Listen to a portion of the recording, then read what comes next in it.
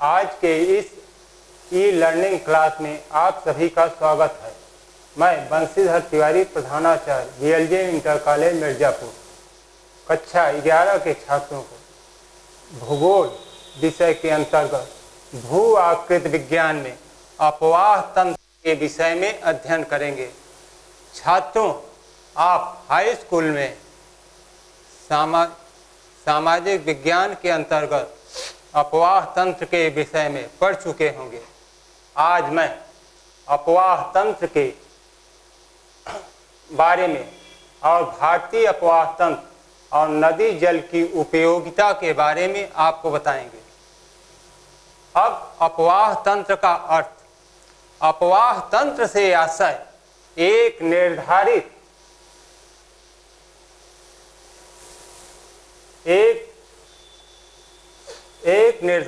जलमार्ग से होने वाले जल प्रवाह को अपवाह तंत्र, अपवाह और अपवाह जाल को अपवाह तंत्र कहते हैं। किसी क्षेत्र का अपवाह तंत्र उस क्षेत्र में चट्टानों की प्रकृति, भू आकृति, स्थलाकृति, संरचना, वेग, नदी जल आयतन एवं बहाव की प्रवृत्ति पर निर्भर करता है।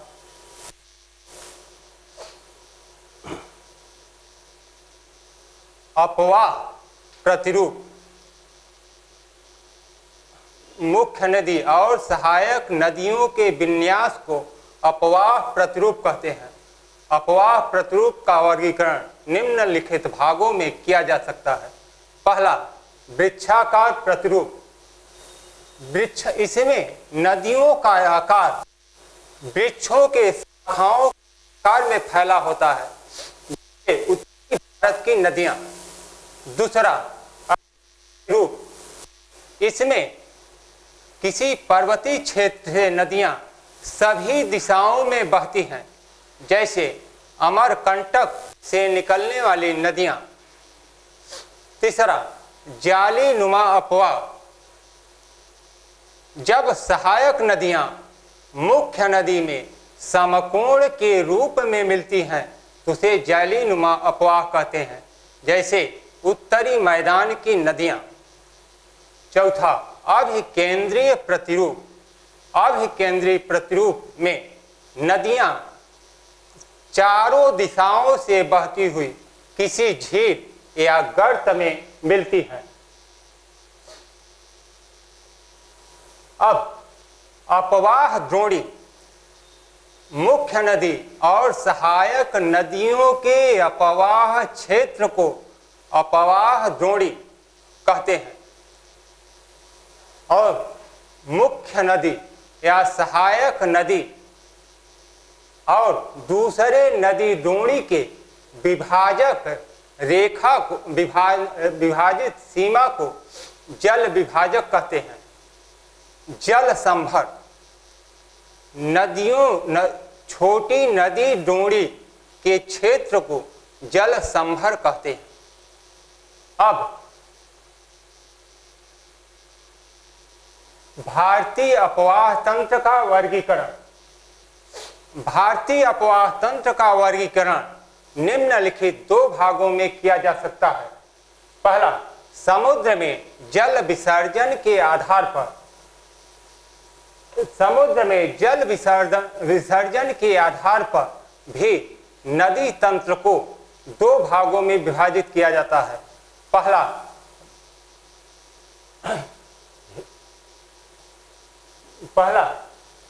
बंगाल की खाड़ी का अपवाह तंत्र। इस अपवाह तंत्र में गंगा, ब्रह्मपुत्र, महानदी, कृष्णा, कावेरी आदि नदियों को सम्मिलित किया जाता है। इसमें कुल अपवाह तंत्र का 77% भाग इसके अंतर्गत अपवाहित होता है। दूसरा, अरब सागर का अपवाह तंत्र। अरब सागर का अपवाह तंत्र, इसमें साबरमती, माही, सिंध, नर्मदा एवं ताप्ती प्रमुख नदियां हैं और यह कुल अपवाह क्षेत्र के 23% भाग पर अपवाहित होती हैं। अब दूसरा है जल संभर क्षेत्र के आधार पर। जल संभर क्षेत्र के आधार पर नदी द्रोणियों को निम्नलिखित 3 भागों में विभाजित किया जाता है। पहला है प्रमुख नदी द्रोणी। इसका अपवाह क्षेत्र 20,000 वर्ग किलोमीटर से अधिक अपवाहित होने वाली नदियों को सम्मिलित किया जाता है।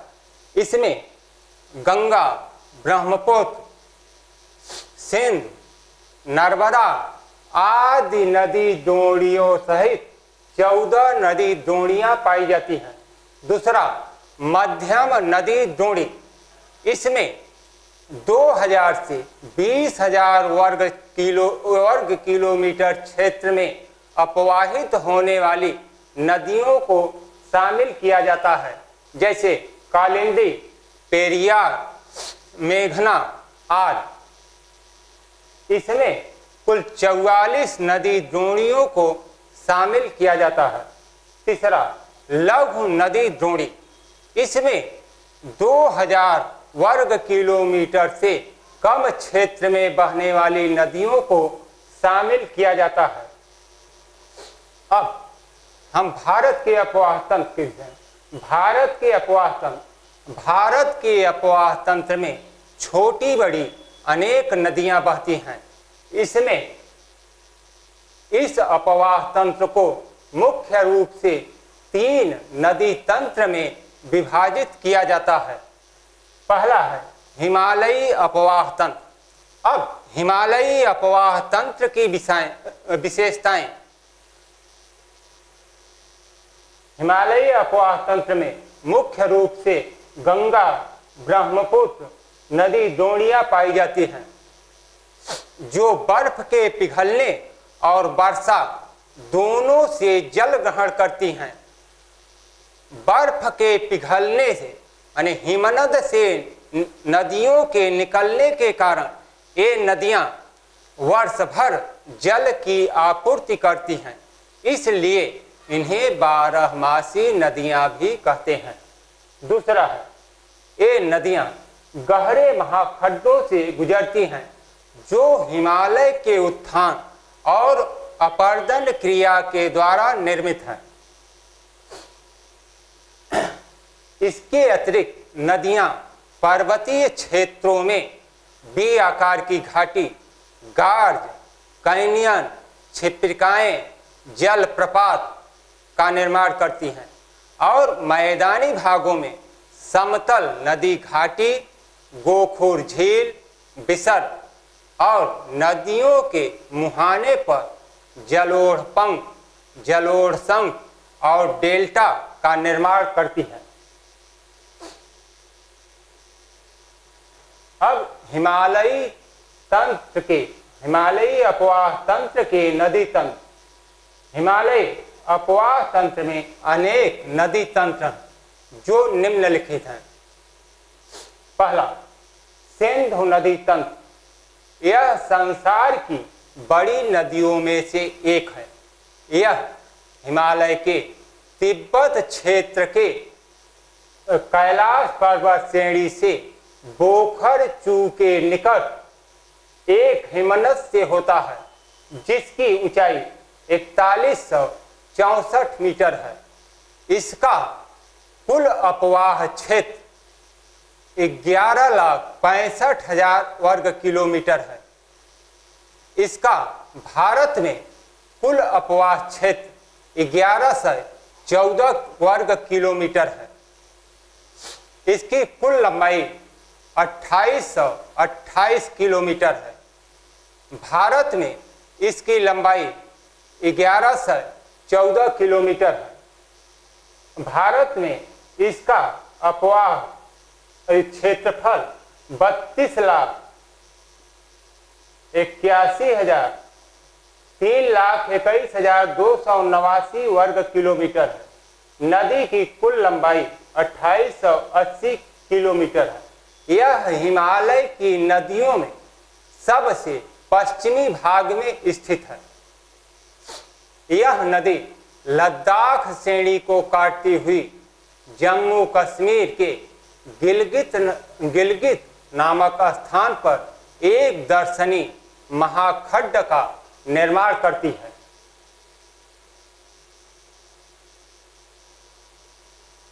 सिंधु नदी तंत्र की प्रमुख सहायक नदियां निम्नलिखित हैं, जिन्हें पंचनद भी कहा जाता है। इसमें प्रमुख नदी झेलम नदी, यह सिंधु की प्रमुख सहायक नदियों में से एक है। यह पीर पंजाल श्रेणी के दक्षिण पूर्वी भाग में बेरी नाग झील से निकलती है। यह श्रीनगर के बूलर झील में बहते हुए पाकिस्तान में झुंग के निकट चीनाब नदी से मिल जाती है।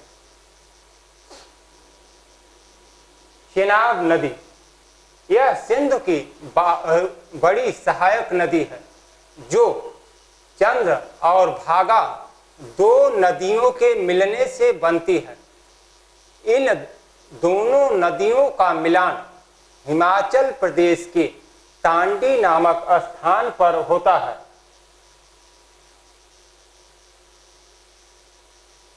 जिसे चंद्रभागा भी कहते हैं। भारत में यह 1180 किलोमीटर लंबाई में बहती है। रावी नदी, यह नदी हिमाचल प्रदेश में कुल्लू की पहाड़ियों में रोहतांग दर्रे के पश्चिमी भाग से निकलती है और चंबा की घाटी से होकर बहती है। ब्यास नदी समुद्र तल से 4000 मीटर की ऊंचाई पर स्थित रोहतांग दर्रे के निकट ब्यास कुंड से निकलती है। यह पंजाब में हरीके के पास सतलज नदी में मिलती है।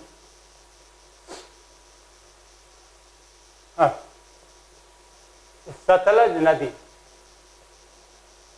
यह नदी तिब्बत में 4555 मीटर की ऊंचाई पर स्थित है। यह मानसरोवर के निकट राक्षस ताल नामक स्थान से निकलती है, जिसे वहां लांग चेन संबाब के नाम से जाना जाता है।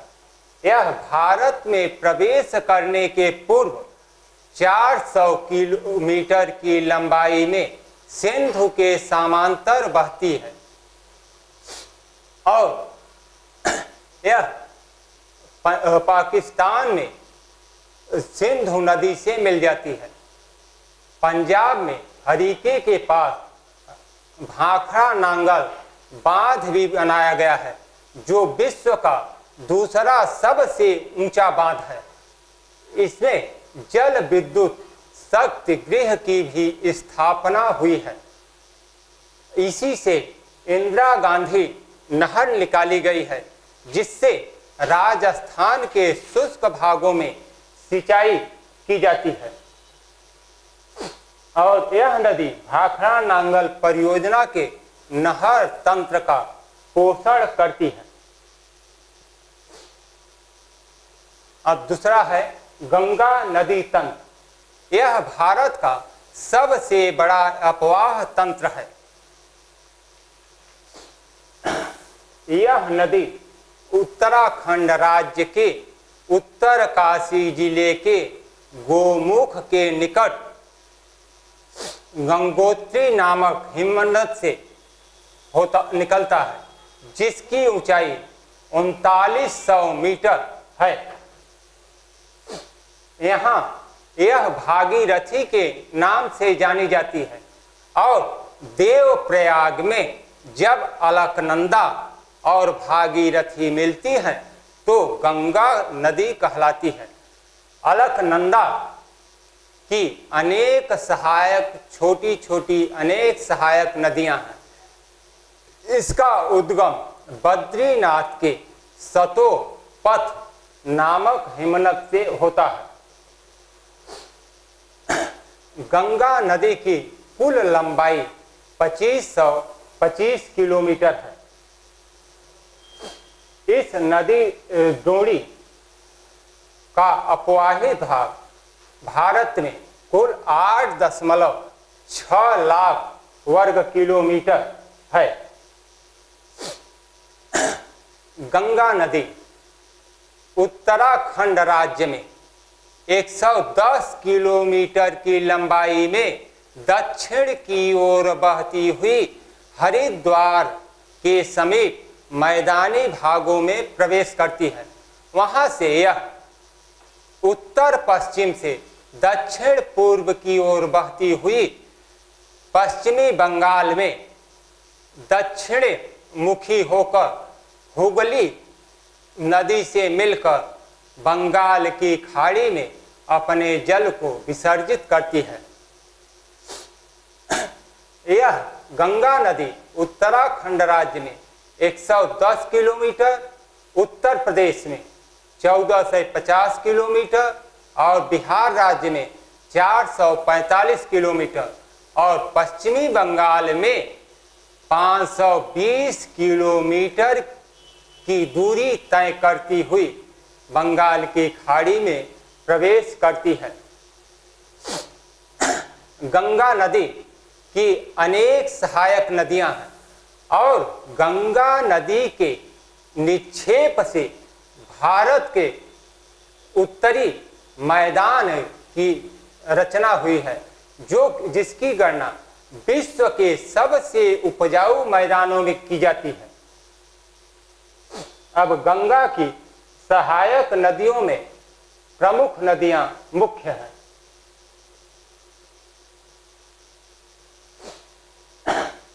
गंगा नदी की सहायक नदियों के अपवाह क्षेत्र की 12 मासी नदियों तथा प्रायद्वीपीय भागों पठार से निकलने वाली नदियां शामिल हैं। गंगा की सहायक नदियां निम्नलिखित हैं। यमुना नदी।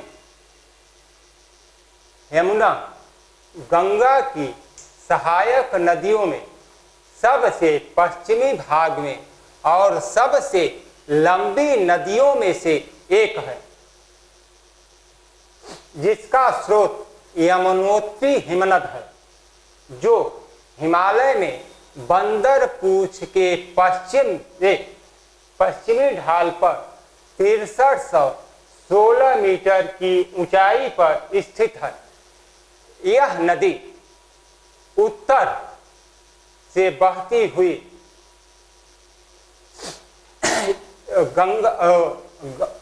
प्रयागराज में गंगा नदी से मिल जाती है। यमुना नदी से अनेक नहरें निकालकर पश्चिमी उत्तर प्रदेश में सिंचाई की जाती है। यमुना की भी अनेक सहायक नदियां हैं, जिसमें चंबल, केन, बेतवा, सिंध प्रमुख नदी हैं। इसके अलावा इसके बाएं तट पर भी अनेक नदियां, सहायक नदियां मिलती हैं। चंबल नदी।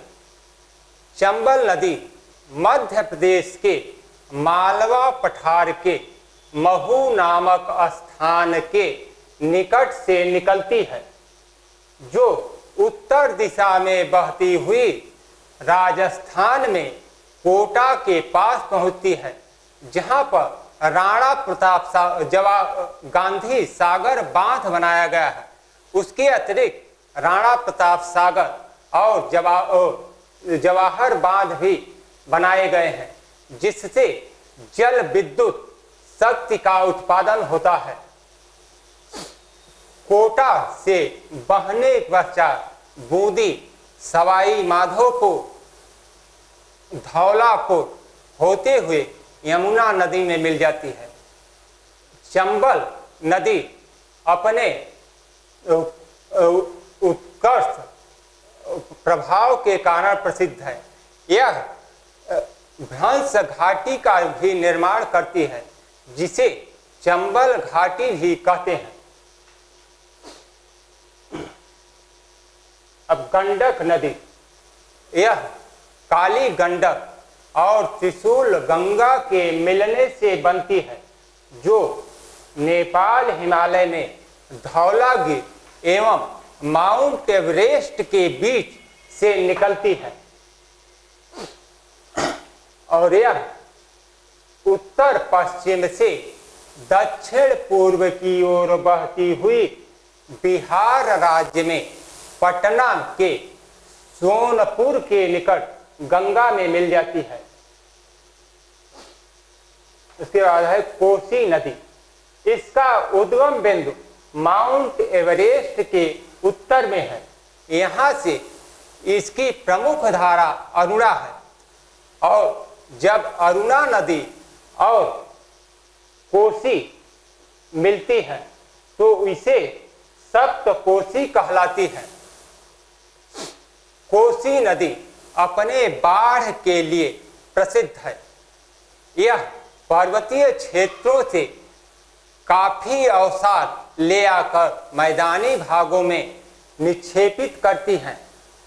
कोसी नदी को बिहार का शोक भी कहा जाता है, क्योंकि इससे बिहार में अपार धन जन की हानि होती है। इसी को देखते हुए नेपाल के सरकार के सहयोग से एक बांध का भी निर्माण किया गया है और अंत में यह नदी गंगा नदी में मिल जाती है।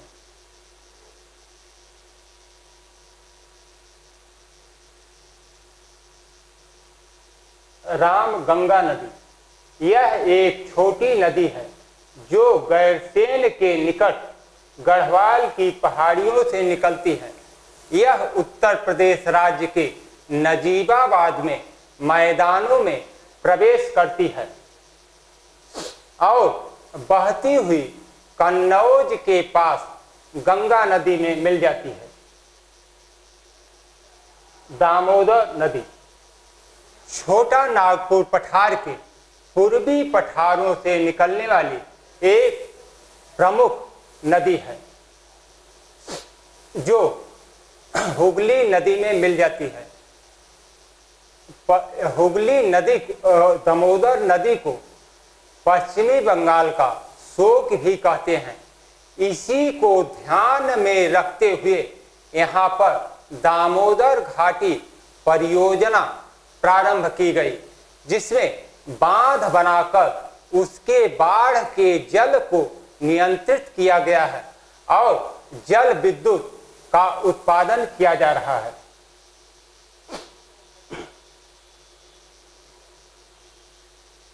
शारदा या सरयू नदी, इस नदी का उद्गम नेपाल हिमालय के मिलान हिमनद से होता है, जहां इसे गौ भी कहते हैं, कहा जाता है। यह भारत नेपाल की सीमा के साथ बहती हुई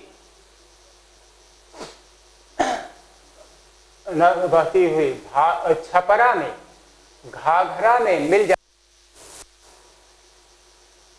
महानंदा नदी, यह दार्जिलिंग पहाड़ियों से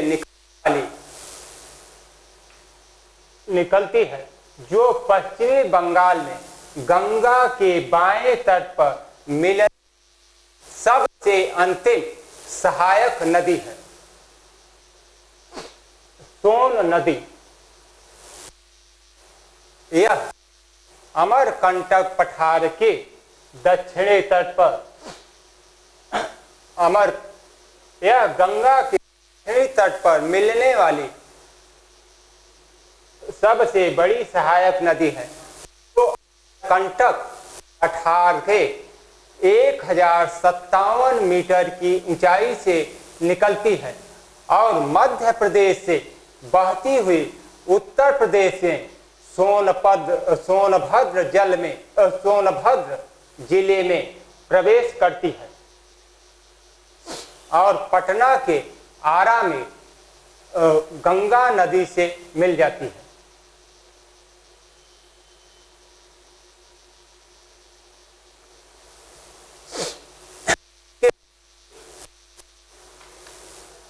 टोंस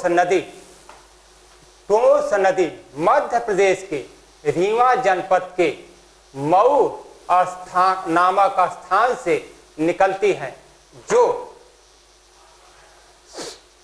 प्रयाग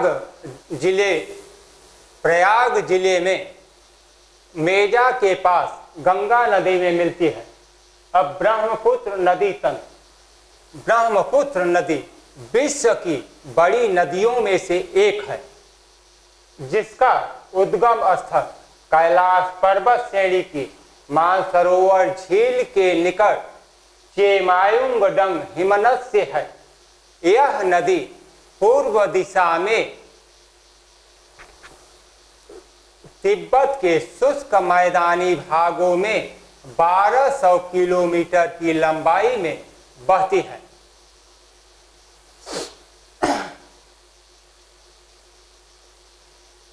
असम की घाटी में यह नदी 750 किलोमीटर की लंबाई में बहती है। इसमें असंख्य नदियां आकर मिलती हैं। प्रायद्वीपीय पठार नदी तंत्र, यह नदी छत्तीसगढ़ के रायपुर जिले से निकलती है। इसकी लंबाई 851 किलोमीटर है। गोदावरी नदी तंत्र, यह प्रायद्वीपीय नदियों में सबसे बड़ी लंबी नदी है। इसकी लंबाई 1465 किलोमीटर है और यह अपना जल बंगाल की खाड़ी में विसर्जित करती है। कृष्णा नदी, यह पूर्व की दिशा में बहने वाली नदियों में से दूसरी नदी है, जो सह्याद्री के महाबलेश्वर से निकलती है। कावेरी नदी, यह कोणार्क जिले में ब्रह्मगिर पहाड़ियों से निकलती है, जिसकी लंबाई 800 किलोमीटर है। नर्मदा, यह अमरकंटक पठार के 1057 मीटर की ऊंचाई से निकलती है और अरब सागर में अपने जल को विसर्जित करती है। ताप्ती, यह मध्य प्रदेश के बैतूल जिले से निकलती है। इसकी लंबाई 800 किलोमीटर है। लूनी, इस नदी का उद्गम पुष्कर के समीप स्थित है। अब नदी पश्चिम की ओर बहने वाली छोटी नदियां, इस प्रवाह की नदियों में साबरमती, माही नदियां प्रमुख हैं। पूर्व की ओर बहने वाली नदियां, इसमें ब्राह्मणी, पेन्नार तथा पलार आदि प्रमुख। अब नदी जल की उपयोगिता, नदी जल की उपयोग आशय से है। बच्चों, आज ये बस यहीं तक, फिर मिलेंगे अगले वीडियो के साथ। धन्यवाद।